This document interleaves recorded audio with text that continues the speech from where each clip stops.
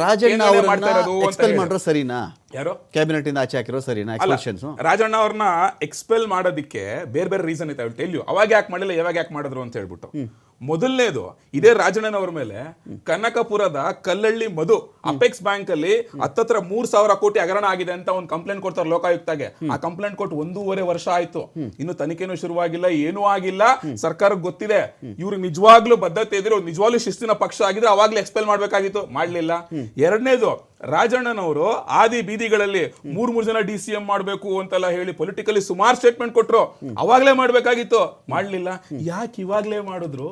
Because Rahul Gandhi ಅನ್ನೋ ಒಬ್ಬ ವ್ಯಕ್ತಿ ಸುಳ್ಳು ಹೇಳ್ಕೊಂಡು ತಿರ್ಗ್ತಿರ್ಬೇಕಾದ್ರೆ ಅದ್ರ ಅಗೇನ್ಸ್ಟ್ ನಿಜ ಮಾತಾಡದಂತ ರಾಜಣ್ಣನ ಈ ಟೈಮ್ ನಲ್ಲೇ ಬೇಕು ಅಂತ ಟಾರ್ಗೆಟ್ ಮಾಡಿ ತೆಗೆದಿದ್ದು.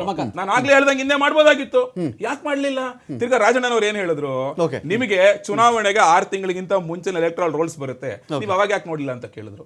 ಚುನಾವಣೆ ಮುಗಿದ್ಮೇಲೆ ವಿತಿನ್ 45 ಡೇಸ್ ಅಪೀಲ್ ಹೋಗ್ಬೇಕು, ನೀವು ಅವಾಗ ಯಾಕೆ ಹಾಕ್ಲಿಲ್ಲ ಅಂತ ಹೇಳಿದ್ರು. ಅವ್ರು ಯಾವಾಗ ಸತ್ಯ ನಿಜ ಹೇಳಿದ್ರು, ಒಂದ್ ನಿಮಿಷ, problem is here Rahul Gandhi, not Congress. ಇವ್ರು ರಾಹುಲ್ ಗಾಂಧಿ ಅಗೇನ್ಸ್ಟ್ ಆತ ಸುಳ್ಳು ಹೇಳ್ತಿರ್ಬೇಕಾದ್ರೆ ಇವ್ರು ಆ ಸುಳ್ಳನ್ನ ಅವರೇ ಎಕ್ಸ್ಪೋಸ್ ಮಾಡ್ಬಿಟ್ರಲ್ಲ, ಅದು ತಡ್ಕೊಳಕ್ ಆಗ್ಲಿಲ್ಲ ಅಷ್ಟೇ. ಅದಕ್ಕೋಸ್ಕರ ಎಕ್ಸ್ಪೆಲ್ ಮಾಡಕ್ ನಿಮ್ಮ ಕಡೆಯಿಂದ ರಾಜಣ್ಣ ಅವರು ಕ್ಯಾಬಿನೆಟ್ ಇಂದ ಆಚೆ ಹೋಗಿದ್ದಕ್ಕೆ ಸುದೀರ್ಘ ಸಂತಾಪಗಳಿದೆಯಾ?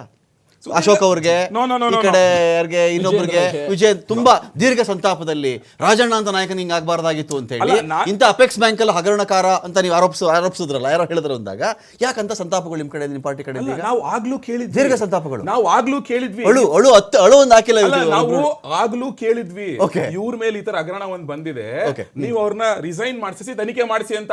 ಇವ್ರು ಅವಾಗ ಮಾಡಿದ್ರೆ ಇವಾಗ ಮಾಡಿದ್ರೆ ಆಬ್ವಿಯಸ್ಲಿ ಇವ್ರು ಪೊಲಿಟಿಕಲ್ ವೆಂಡೇಟಾ ಇಟ್ಕೊಂಡು ಸೇಡ್ ತೀರ್ಸ್ಕೊಳ್ಳೋಂತ ಅದನ್ನ ನಾವು ಹೇಳೋದು ಅಷ್ಟೇ.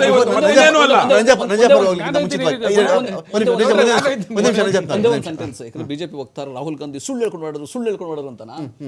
ರಾಹುಲ್ ಗಾಂಧಿ ಅವರು ಸುಳ್ಳು ಹೇಳ್ಕೊಂಡು ಓಡಾಡಿದ್ರೆ ಚುನಾವಣಾ ಆಯೋಗ ಬಾಯಿ ಮುಚ್ಕೊಂಡು ಕುತ್ಕೋಬೇಕಾಗಿಲ್ಲ. ಚುನಾವಣಾ ಆಯೋಗ ತನ್ನ ಕಳ್ಳತನ ಗೊತ್ತಾಗಿದೆ ಚುನಾವಣಾ ಆಯೋಗಕ್ಕೆ. ಕೇಂದ್ರ ಸರ್ಕಾರ ಬಿಜೆಪಿ ಜೊತೆ ಕೈ ಜೋಡಿಸಿ ತಗೊಳ್ಳಿ, ನಾವ್ ಹೇಳ್ತೀವಿ ಪಬ್ಲಿಕ್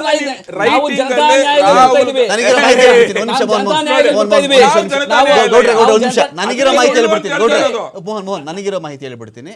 ಇದಕ್ಕೆ ರಾಹುಲ್ ಗಾಂಧಿ ಅವರು ಕೂಡ ಒಂದೆರಡು ವೋಟರ್ಸ್ ಲಿಸ್ಟ್ ಅನ್ನು ಹೇಳಿದ್ದಾರೆ. ಇವ್ರೆರಡೂ ಕಡೆ ವೋಟ್ ಮಾಡದೆ ನಿರೂಪಿಸಪ್ಪ, ಇಲ್ಲಿದ್ರೆ ಬೇಷರತ್ತಾಗಿ ಬಹಿರಂಗ ಕ್ಷಮೆ ಕೇಳುವಂತ ಕೂಡ ಚುನಾವಣಾ ಆಯೋಗ ಆ ಹೇಳಿಕೆಯಲ್ಲಿದೆ. ಚುನಾವಣಾ ಆಯೋಗದಲ್ಲಿ ನಾವೇ ಹೇಳಿದೀವಿ, ನಿಮ್ಗೆ 10,000 ಮತದಾರರದ್ದು ಬಹಳ ಕಡೆ ಮತಗಳಿದ್ದಾವೆ, ನಂಬರ್ 1. ನಂಬರ್ 2 ಹೇಳಿದೀವಿ 40,000 ಜನಗಳದ್ದು ಒಂದೇ ಒಂದು ಮಹದೇವಪುರ ವಿಧಾನಸಭಾ ಕ್ಷೇತ್ರದಲ್ಲಿ 40,000 ಜನದ್ದು ಅವ್ರ ಅಡ್ರೆಸ್ಸೇ ಟ್ರೇಸ್ ಮಾಡ್ಲಿಕ್ಕೆ ಸಾಧ್ಯ ಆಗ್ತಾ ಇಲ್ಲ.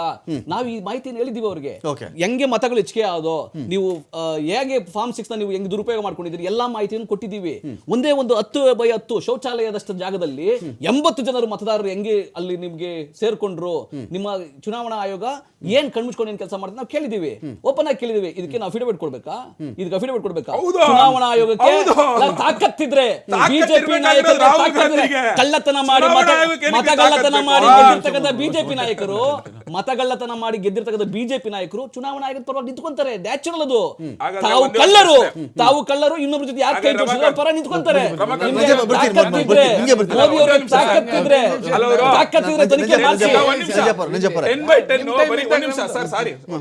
10/10 ಯಾಕಪ್ಪ ಬರೀ ಮಹದೇವಪುರದ ಬಗ್ಗೆ ಹೇಳ್ತೀರಾ? ವರುಣಾದ ಹೇಳಿ, ಅಡ್ರೆಸ್ ಇದ್ರೆ ಓಟ್ಗಳು 1000 ಇದಾವೆ.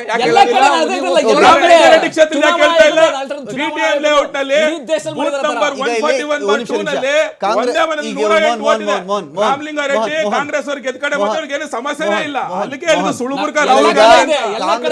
ಕಡೆ ಒಂದ್ ನ್ಯಾಯ ಮಾತಾಡ್ತಾ ಇದ್ರೆ ಸೋತ್ ಕಡೆ ಚುನಾವಣಾ ಆಯೋಗ ತಾಕತ್ತಿದ್ರೆ ಅದನ್ನ ಹೇಳ್ತಿದೀವಲ್ಲ, ಎಲ್ಲಾ ಕಡೆ ಅದನ್ನೇ ಮಾಡಿ ಹೇಳ್ತಾ ಇದೀವಿ. ನಮ್ಗೆ ನಾವು ಅಧ್ಯಯನ ಮಾಡಿರೋದು ಮಹದೇವಪುರ ವಿಧಾನಸಭಾ ಕ್ಷೇತ್ರ ಮಾತ್ರ. ಇಡೀ ದೇಶದಲ್ಲಿ ಈ ತರ ಮಾಡಿದಿರಾ ಬಿಜೆಪಿ ಅವರು ಅಂತ ಅಲ್ಲ. ಹಾಗಾದ್ರೆ ಬಿಹಾರದಲ್ಲಿ ಮಾಡ್ತೀರಾ, ಅಧ್ಯಯನ ಯಾಕೆ ವಿರೋಧ ಮಾಡ್ತಾ ಇದ್ದಾರೆ? ದೇಶ ಸ್ವತಂತ್ರ ವೋಟರ್ ಲಿಸ್ಟ್ ಬಗ್ಗೆ ರಾಹುಲ್ ಗಾಂಧಿ ಅವರ ಹೋರಾಟಕ್ಕೆ ಆಮ್ ಆದ್ಮಿ ಪಕ್ಷ ಎಸ್ ನೋನಾ? ಅಲ್ಲ, ನಾನು ಒಂದು ನಿಮಿಷ ಅದಕ್ಕೆ ಪೀಠಿಕೆ ಹೇಳ್ತೇನೆ. ನಮ್ಮ ದೇಶ ಸ್ವತಂತ್ರವಾದ ಮೇಲೆ ಚುನಾವಣೆಗಳು ನಡೆಸಲಿಕ್ಕೆ ಅಂತಾನೆ ಒಂದು ಸ್ವಾಯತ್ತ ಸ್ವತಂತ್ರ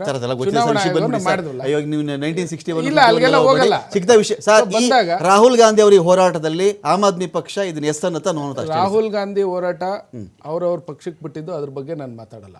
ಎಲೆಕ್ಷನ್ ಕಮಿಷನ್ ಏನು ಎಲೆಕ್ಷನ್ ಕಮಿಷನ್ ಸಮಸ್ಯೆ ಇಲ್ಲ ಅಂತಲ್ಲ, ಏನು ಅವ್ರ ಆರೋಪ ಇದೆ ಅದರಲ್ಲಿ ಬಹುತೇಕ ಸತ್ಯಾಂಶ ಇದೆ. ನೀವು ಡೆಲ್ಲಿ ಸಂತ್ರಸ್ತರು ನೀವು. ಡೆಲ್ಲಿ ಸಂತ್ರಸ್ತರು ಅಂತ ಹೇಳಲ್ಲ ಸರ್. ನಾನು ಉದಾಹರಣೆಗೆ ನಾನು ಇವತ್ತು ಚಾಲೆಂಜ್ ಮಾಡಿ ಹೇಳ್ತೀನಿ, ಬೆಂಗಳೂರಿನ ಮತದಾರರ ಪಟ್ಟಿ ತಗೊಂಡ್ರೆ ಇದರಲ್ಲಿ ಮೆಜಾರಿಟಿ ಆಫ್ ದಿ ಪೀಪಲ್ದು ರೂರಲಲ್ಲಿ ವೋಟ್ ಇದೆ. ಓಕೆ, ನಾನು ಸುಮಾರು 50,000 ನನಗೆ ಇವರು ಸರ್ವೆಗೆ ಸಪೋರ್ಟ್ ಮಾಡೋದಾದರೆ ನಾನು ಬೆಂಗಳೂರಿನಲ್ಲಿ 50,000ಕ್ಕೂ ಹೆಚ್ಚು ಮತದಾರನ ಡ್ಯುಯಲ್ ವೋಟರ್ಸ್ನ ತೋರಿಸಬಲ್ಲೆ. ಬೆಂಗಳೂರು ಎಲ್ಲ ಪಟ್ಟಿಯಲ್ಲಿ ಎರಡೂ ಕಡೆ ಹೆಸರಿಡುವುದು ಬೇರೆ, ಎರಡೂ ಕಡೆ ಹೋಗಿ ವೋಟ್ ಮಾಡೋದು ಬೇರೆ ಮಾಡ್ತಾರೆ ಸರ್. ಏನ್ ಮಾಡ್ತಾರೆ ಅದು ಆಗಿದೆಯಾ ಅಂತ ಹೇಳ್ಬೇಕು. ಹೌದು, ಬೆಳಿಗ್ಗೆ ಇಲ್ಲಿ ಸೇರಿಸಿರಲ್ಲ, ಅಲ್ಲಿ delete ಮಾಡ್ಸಿರಲ್ಲ. ಇಲ್ಲಿ ನೋಡಿ, ಇಲ್ಲಿ ಬೆಳಿಗ್ಗೆ ವೋಟ್ ಮಾಡ್ತಾರೆ, ಇಲ್ಲಿಂದ ಬಸ್ ರೆಡಿ ಆಗಿರ್ತವೆ ವಿತ್ ಪ್ಯಾಕೇಜು ಎಲ್ಲ. ಇದು ಅದು ಹಿಂಗೆ ಕಳಿಸೋದೇನು ದೊಡ್ಡ ವಿದ್ಯೆ ಅಲ್ಲ. ಅಳಿಸ್ಕೊಂಡು ಪ್ಯಾಕೇಜು, ಓಟ್ಗೆ ಇಷ್ಟು ಊಟ ತಿಂಡಿ ಬಸ್ಸು ಎಲ್ಲ ರೆಡಿ ಆಗಿರ್ತವೆ. ಅವರವರ ನೇಟಿವ್ಗೆ ಹೋಗಿ ಓಟ್ ಹಾಕೋದು, ಇದು ಎಲ್ಲರಿಗೂ ಗೊತ್ತಿಲ್ಲ. ಆಮ್ ಆದ್ಮಿ ಕಾರ್ಯಕರ್ತರು ಬಸ್ಗೆಲ್ಲ ಟಾಟಾ ಬಾಯ್ ಬಾಯ್ ಹೋಗಿ ಬನ್ನಿ, ಅಲ್ಲಿ ಓಟ್ ಹಾಕ್ಬಿಟ್ಟು ಬನ್ನಿ ಅಂತ ಹೇಳ್ತಾ ಇದ್ರ. ಪ್ರೂವ್ ಮಾಡಿ ತೋರಿಸ್ತೀನಿ. ಅಲ್ರಿ, ಒಬ್ಬ ನಾಗರಿಕನಾಗಿ ನಿಮ್ ಕರ್ತವ್ಯ ಅಲ್ವಾ? ನೋಡಪ್ಪ ಇಲ್ಲಿ ಓಟ್ ಎಷ್ಟು ಜನಕ್ಕೆ ಅಂತ ಹೇಳಕ್ಕಾಗುತ್ತೆ? ಯಾರು ಹೇಳ್ತಾರೆ? ನೀವೊಂದು ದೂರು ಕೊಟ್ಟಿದ್ದೀರಿ, ನೀವು ಮಾಡ್ಬೇಕು ಸರ್. ಹಿಂಗೆ ಲಿಖಿತವಾಗಿ ನಮ್ಗೆ ಹೇಳಿಲ್ಲ, ನೀವು ಲಿಖಿತವಾಗಿ ಒಂದು ದೂರು ಕೊಟ್ಟು ನಾವ್ ಎಲ್ಲೆಲ್ಲಿ ಈ ತರದ್ದು EVM ಹಿಂಗಾಗಿದೆ, ನನ್ನ ವೋಟರ್ ಲಿಸ್ಟ್ ಅಲ್ಲಿ ಹೆಸರಿಲ್ಲ, ಡಿಲೀಷನ್ ಮಾಡ್ಬಿಟ್ಟಿದ್ದಾರೆ, ಬೂತ್ ಬಳಿ ಬಂದಾಗ ನಾವೆಲ್ಲ ಮಾತಾಡಿದೀವಿ ಇದನ್ನ.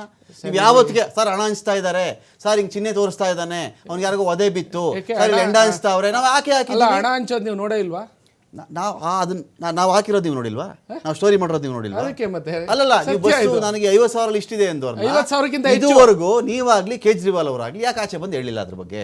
ಇಂಥ ಬಸ್ ಹೋಗ್ತಾ ಇದೆ, ಬಸ್ ನಂಬರ್ ಇದು, ಇವ್ರು ಇಂಥ ಕಡೆ ಓಟ್ ಹಾಕಿದ್ದಾರೆ, ಶಾಯಿ ಅಳ್ಸಕ್ಕೆ ಇಂಥ ಟ್ರಿಕ್ಸ್ ಬಳಸ್ತಾ ಇದ್ದಾರೆ, ಎಕ್ಸ್ಪೋಸ್ ಮಾಡಬೇಕಾಗಿತ್ತು. ಇಲ್ಲಿ ಯಾರು ಸ್ಟಾಪ್ ಮಾಡಿಲ್ವಲ್ಲ? ಯಾರು ಮಾಡಿಲ್ಲ. ಅದೇ ನೀವ್ಯಾಕೆ ಮಾಡಿಲ್ಲ? ಎಷ್ಟು ಜನಕ್ಕೆ ಏನ್ ಮಾಡ್ತೀರಿ? ಎಷ್ಟೊಂದು ಮಾಡ್ತೀರಿ? ಒಂದ್ ಮಾಡಿದ್ರಿ ಹೇಳ್ರಿ, 40,000 ಜನ ಬಿಟ್ಬಿಡಿ, ಒಬ್ಬ ವೋಟರ್ ಹೇಳ್ಬೇಕಾಗಿತ್ತು. ನಾವು ಬೆಂಗಳೂರು ಗಾಳಿಲಿ ಗುಂಡೊಡಿದ ಎಲ್ರಿಗೂ ಈಸಿ. ಗಾಳಿಲಿ ಗುಂಡೊಡಿ ನೋಡಿದ್ದೆ ಅಂದ್ರೆ ನೀವು, ನಾನು ಬೇಕಾದ್ರೆ ಕಾರ್ಡ್ ತಂದು ತೋರಿಸ್ತೀನಿ ಅವ್ರವ್ರದ್ದು ಜೆರಾಕ್ಸ್. ನಾನು ಕೇಳ್ತಿರೋದು ಇದನ್ನ, ಒಂದು ಕೊಲೆ ಆಯ್ತು ಸಾರ್, ಸುಮಾರು ಕೊಲೆಗಳು ಮಾಡ್ತಾವ್ರೆ ಇಲ್ಲಿ, ಹೇಳೋದು ಒಂದು ಬೇರೆ. ಆ ಕೊಲೆ ಕಣ್ಣಾರೆ ಕಂಡಿದ್ರೆ ನೀವು, ಹಿಂಗೆ ಕೊಲೆ ಆಗಿದೆ, ಇಂಥೊಂದು ಕೊಲೆ ಮಾಡ್ದ, ಇಂಥ ವಿಡಿಯೋ ಇದೆ ನನ್ನ ಹತ್ರ, ಫೋಟೋ ಇದೆ ನನ್ನ ಹತ್ರ, ಸಾಕ್ಷಿ ಇದೆ ನನ್ನ ಹತ್ರ ಅಂತ ನೀವು ಪ್ರೆಸೆಂಟ್ ಮಾಡೋದು ಬೇರೆ. ಏನು ಮಾಡಿದೆ ಗುಂಪಲ್ಲಿ ಸರ್. ಈಗ ನಮ್ಮ ರಾಜರಾಜೇಶ್ವರಿ ನಗರ ಕ್ಷೇತ್ರದಲ್ಲಿ ಅಷ್ಟು ಮತದಾರರ ಚೀಟಿಗಳು ಸಿಕ್ತು, ನೀವೇ ಎಲ್ಲ ತೋರಿಸಿದ್ರೆ ಏನಾಯ್ತದು? ಏನಾಯ್ತು? ಓಕೆ, ಈ ವ್ಯವಸ್ಥೆನಲ್ಲಿ ಅಷ್ಟು ತಗೊಳ್ಳಂತ. ಈಗ ಅಂದ್ರೆ ಇದ್ರ ಅರ್ಥ ರಾಹುಲ್ ಗಾಂಧಿ ಏನು ಒಂದು ಕರೆ ಕೊಟ್ರೋ ಇದು ವ್ಯರ್ಥ, ಇದ್ರ ಅವಶ್ಯಕತೆ ಇರಲಿಲ್ಲ, ಈ ತರ ಡಾಕ್ಯುಮೆಂಟ್ ರಿಲೀಸ್ ಮಾಡಬಾರ್ದಾಗಿತ್ತು, ಪ್ರೆಸ್ ಮೀಟ್ ವೇಸ್ಟ್, ಇದು ಅದ ನಿಮ್ದು ವೇಸ್ಟ್ ಅಲ್ಲ. ಅದಕ್ಕೆ ತಮ್ಮಂತ ಮೀಡಿಯಾದವರು ಜನಸಾಮಾನ್ಯರು ಎಲ್ಲ ಕೈ ಜೋಡಿಸಿದ್ರೆ ಕ್ಲೀನ್ ಆಗ್ಬೇಕು, ವ್ಯವಸ್ಥೆ ಕ್ಲೀನ್ ಆಗ್ಬೇಕು. ನಾವಲ್ಲಿ ಅವ್ರು ಏನ್ ಪ್ರೆಸ್ ಮೀಟ್ ಮಾಡಿದಾರೋ ಅದನ್ನು ತೋರಿಸಿದ್ದೀವಿ. ಇದಕ್ಕೆ ಈಗ ಲಿಂಬಾವಳಿ ಏನ್ ಪ್ರೆಸ್ ಮೀಟ್ ಮಾಡಿದ್ರು ಅದನ್ನು ನಾವು ತೋರಿಸಿದ್ದೀವಿ. ಇದ್ರ ಬಗ್ಗೆ 4 ದಿನ ಡಿಬೇಟು ಮಾಡಿದ್ದೀವಿ.